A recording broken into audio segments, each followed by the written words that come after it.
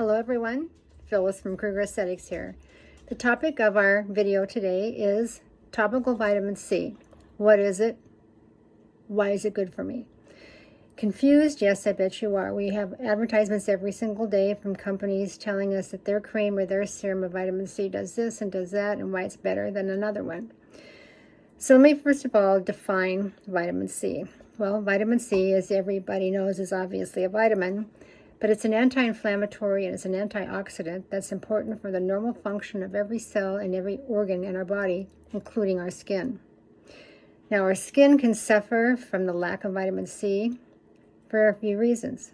Number one would be if the body is under stress, whether it's physical, emotional, or otherwise, because the body can't tell the difference if it's stress from being excited about a wedding or stress from losing a loved one. So when the body needs those nutrients, it's going to rob them from the largest organ of the body, which is the skin. We also lose 10% per year after the age of 25 of vitamin C that we can store in our skin. And patients who already have inflammatory issues with their skin, such as rosacea or acne, are going to be suffering greatly from a lack of vitamin C.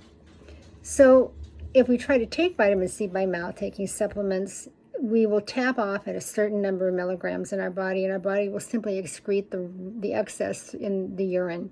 So taking vitamins by mouth is not going to help get to the skin in instances like that. So then you have to go to looking at a topical vitamin C to replace that loss. And there are a lot of vitamin C serums and vitamin C creams out there. The ingredient to look for is called L-ascorbic acid. It's the left chirally spinning molecule of pure vitamin C. Others out there, including ascorbyl palmitate, are derivatives of vitamin C. They are well known to cause irritation and reactions to the skin, so I don't recommend that. I do recommend a serum versus a cream because the serums do tend to have the L-ascorbic acid in them. Now, we carry 2 vitamin C serums in our practice. We have Obagi clarifying serum. It has 10% vitamin C in it, and it also has hydroquinone, so you're going to be treating pigment with that as well.